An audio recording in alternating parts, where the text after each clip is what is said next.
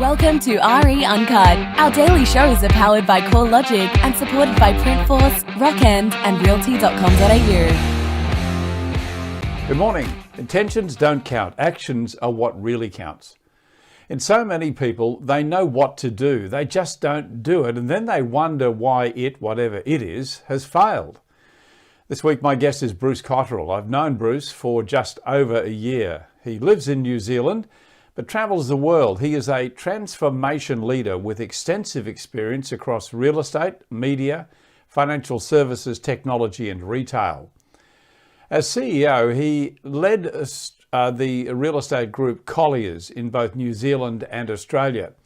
Also Kerry Packer's ACP magazines and iconic New Zealand sportswear company Canterbury International. In 2008, he was asked by shareholders to step in as CEO of Yellow Pages Group to lead that company through a period of dramatic change, including the restructure of the company's $1.8 billion of debt. I consider that I'm lucky to be able to call him both a friend and a wise business advisor. Bruce joins me in just a moment in our first of 5 segments as we unpack some key points taken from his book, The Best Leaders Don't Shout. Back in a moment. In today's market, great ideas alone simply aren't enough, but innovative execution can hand you a real competitive advantage. Nightlight is a cutting-edge illuminated signboard by Printforce that offers round-the-clock visibility and features that maximise advertising space, improving your exposure. Buyers can now see the full picture day or night with Nightlight's edge-to-edge illuminated surface, which utilises environmentally friendly, scratch-resistant technology. Nightlight is as versatile as you need to be in today's market.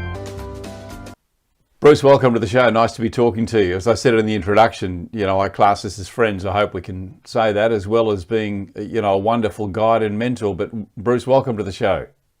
Thanks, Kevin. And I think we can probably say that. We've known each other long enough. And please excuse me, I'm sitting in the middle of a storm in Auckland, so if you hear the odd bit of wind or the odd window rattle, that'll be the reason. Okay, well we'll overlook that, and yeah. Anyway, yes, we are talking to you from Auckland, and we are going to focus very much on your book, which I'm holding up right now. Bruce Cotterill's book, The Best Leaders Don't Shout. Given that that's the foundation for our conversation this week, Bruce, tell me a little bit about the book, what's inside it, and why did you write it? Well, firstly, I think there's an old saying, we've all got a book in us, and it's something I'd always wanted to do. And, people often say, how long did it take you to write the book? And I always say, well, about 30 years, because it's a summary of my business life, I suppose. And across the course of my career, I've had a variety of interesting experiences, good fun experiences, everything from running a surf lifesaving club at the age of 17 right through to, completing New Zealand's biggest ever debt restructure with Yellow Pages Group here in 2011. So across those experiences, I guess you learn a lot, you develop a lot of stories and a lot of experiences. And as a speaker for many years, I've often been asked by people if I would write a book. So that's why I did it, and really the book is a summary of those experiences. Fixing broken companies and broken businesses over 25 or 30 years, and the lessons I've learned along the way in doing that. Yeah, that's the thing I love about the book too. I've used it somewhat as a reference book since you were kind enough to give me a copy, and it's sort of earmarked and got lots of highlights through it. And the thing I love about it is that it's all very practical. There is practical experience. This is not theoretical. It's based on a lot of practice. You very early in the book, you call yourself the intentional CEO, and that sort of relates to my introduction for today. The word intention sort of conjures up a lot of thoughts, but really intentions are just dreams until you act on them, Bruce, aren't they?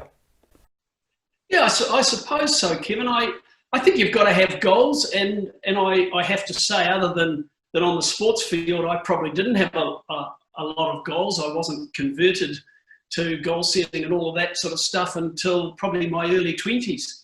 And a lot of people have goals, but a lot of people don't achieve them or don't even pursue them. They talk about them, almost as hopes rather than goals and aspirations. And I think, one of the things that I learned in my 20s from reading and listening to a whole world of business advice that was out there that I never knew existed was the importance of setting goals and then understanding the sacrifices you have to make to achieve them. And so, we can all get excited about going to the gym, or in my case, going to the pool at 5 o'clock in the morning until it's time to set the alarm clock. And so it's one thing to have the goals, but it's the other thing to actually make the sacrifices that you need to make to achieve them. And I think one of the things I became a lot better at throughout my 20s was understanding that, and understanding the importance of, putting your head down and your backside up and doing the things that you needed to do to get out there and achieve the things you're trying to achieve. Yeah, because you had the vision about being a CEO. I mean, that was your driving motivation, even at a very young age. You disclosed that in the book.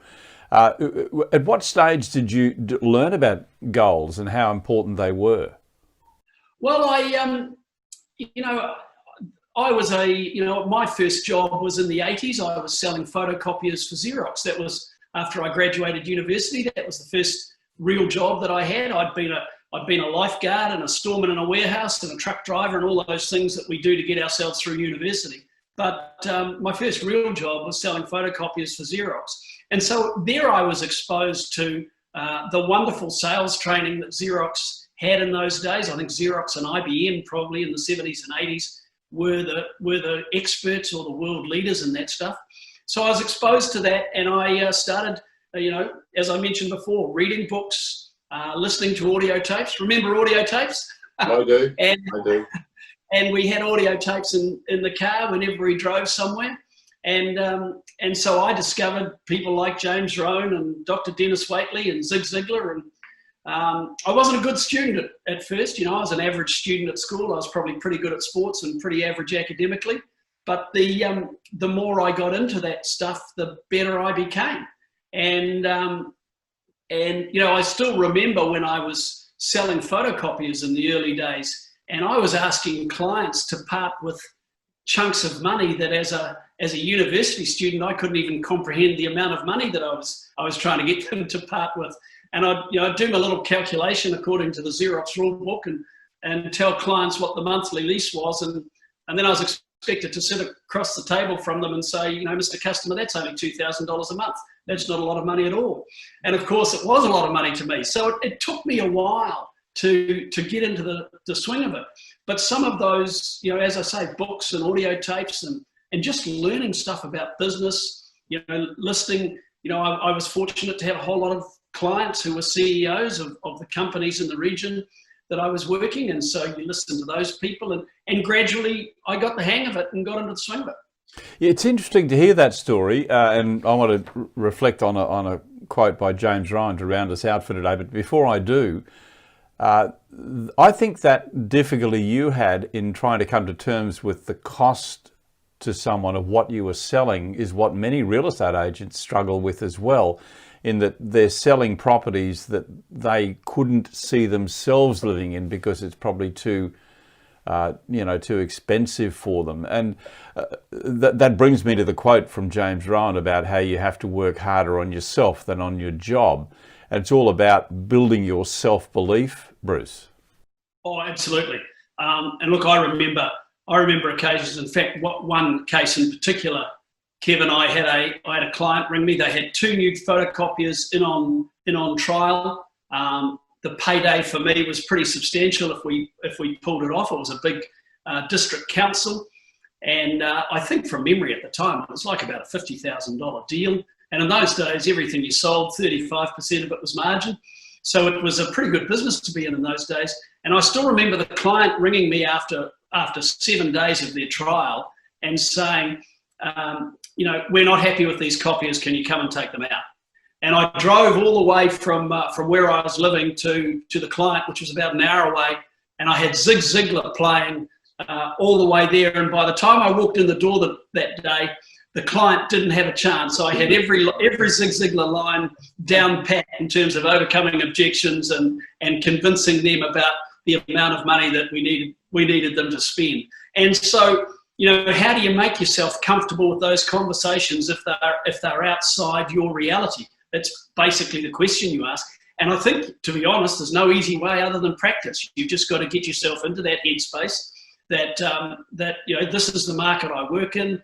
This is what the client's expectation is, whether it's in the case of real estate, a vendor or a purchaser. They have this expectation about what the property's worth or about what they're prepared to pay.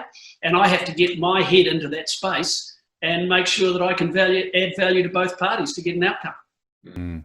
Great story, and we're going to leave it there for today. Bruce, thank you very much for your company. Bruce Cotterill is my guest. Bruce is coming back tomorrow. We're going to unpack the 3 C words for the rest of this week. We'll share the first one with you tomorrow as Bruce Cotterill comes back. Bruce, thanks for your time. I'll talk to you again in the morning. Thank you. Thanks, Kevin. The Daily RE Uncut show is powered by CoreLogic and supported by Printforce, Rockend and Realty.com.au. Realty.com.au is where you will see all our shows: Real Estate Talk, The Property Show, Auction Update, and of course RE Uncut. We are the home of property.